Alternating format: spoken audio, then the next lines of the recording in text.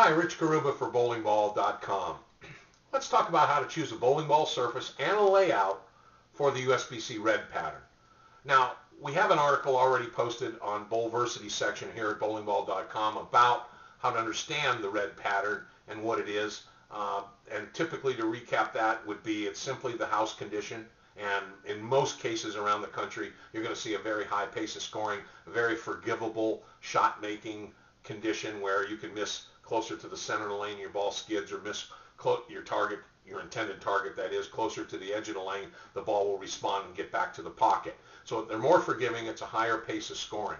But even with high pace of scoring lane conditions, there are challenges presented, and they come with the bowling balls and with layout patterns that you might want to select to try to make sure that you maximize your opportunity to hit the pocket as frequently as possible.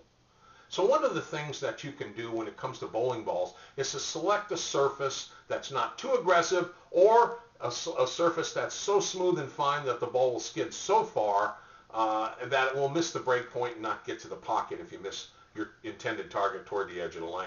And normally, and let's just use the rules of thumb here, regardless if you're a power player, an up the boards player, what have you, you should probably use a bowling ball with a medium textured surface, a medium grit, say 1,000, 1,500, possibly 2,000 grit in that area. The 500 grit, the very strongest grit surface where the ball really adheres to the surface in the lane, it might begin to hook too soon. And you'll line up a little bit maybe toward the center of the lane more than you need to, so if you miss your target, the ball won't recover.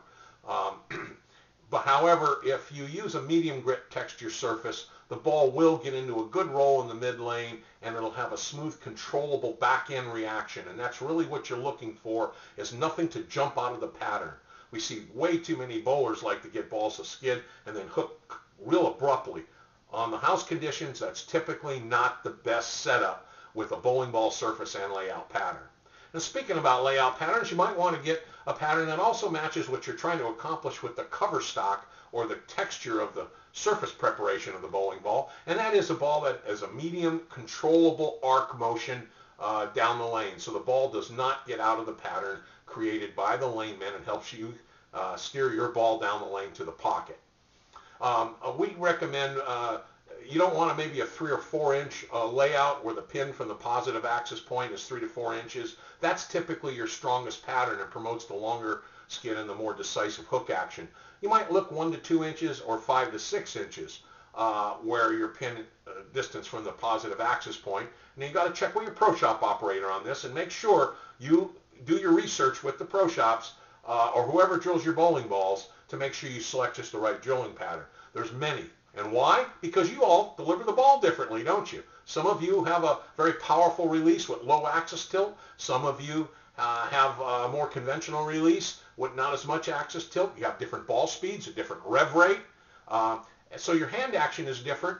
And because of that, we have to try to match a layout pattern to give you that controllable, stable ball motion down the lane. Ultimately, that's what you're looking for.